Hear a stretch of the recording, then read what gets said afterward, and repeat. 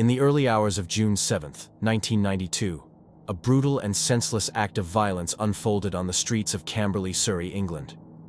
18-year-old Katie Rackliff, walking home from a night out, was attacked and stabbed 32 times, her body savagely mutilated. Earlier that evening, Katie had reluctantly gone out to a nightclub with her best friend, Michelle. She had recently gone through a breakup and was trying to distract herself from the heartbreak. While at Ragamuffin's nightclub, she encountered her ex-boyfriend, who revealed he was seeing someone new.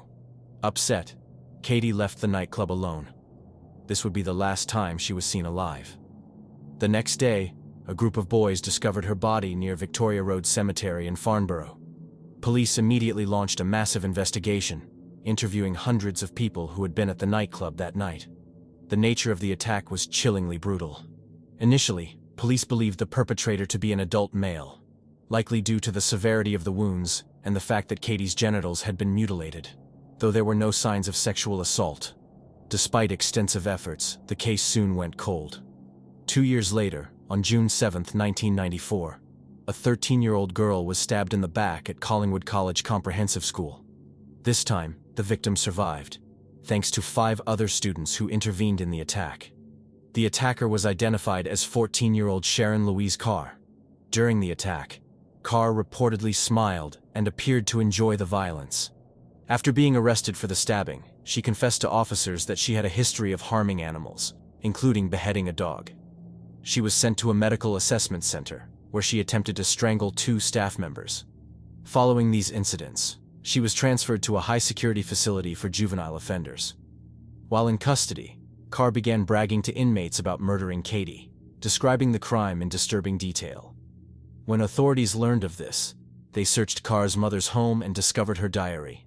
The diary contained horrifying and sexually charged entries about the murder, expressing excitement and satisfaction.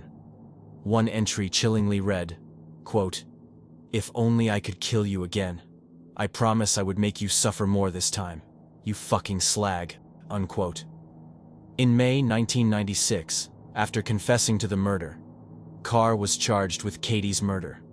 While there was no physical evidence directly linking Carr to the crime, her confession, diary entries, and extensive knowledge of the murder ultimately led to her conviction. In her confession, Carr revealed details that only the killer could have known. For example, she knew that Katie's bracelet had been stolen, a fact that had not been made public. She even reenacted the murder for police officers, laughing as she described the details of the attack. The jury deliberated for 5 hours before delivering a unanimous guilty verdict, rejecting a plea for manslaughter. Carr was sentenced to a minimum of 14 years in prison. However, her ongoing violent behavior in custody has kept her incarcerated far beyond her original sentence. Sharon Carr is officially recognized as Britain's youngest female murderer, having been only 12 years old at the time of Katie Rackliff's murder.